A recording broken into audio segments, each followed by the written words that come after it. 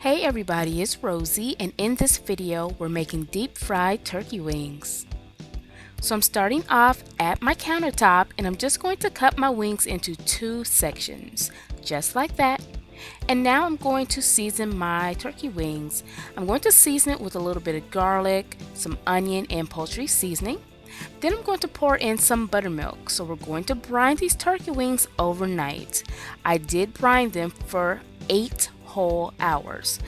After the 8 hours, I drained the buttermilk and I did rinse my wings under cool water and then I set them aside. So now I'm going to work on my seasoned flour. I have some all-purpose flour in the bowl. I'm going to sprinkle in some smoked paprika. I have some seasoning salt, some ground black pepper, some onion powder, and some garlic powder. And now I'm going to stir all of those ingredients, making sure everything is well incorporated. I'm going to dump all that flour into this bag here, and now I'm going to coat my wings. So you just shake that bag up, make sure all your wings are nicely coated, and as you can see, mine are.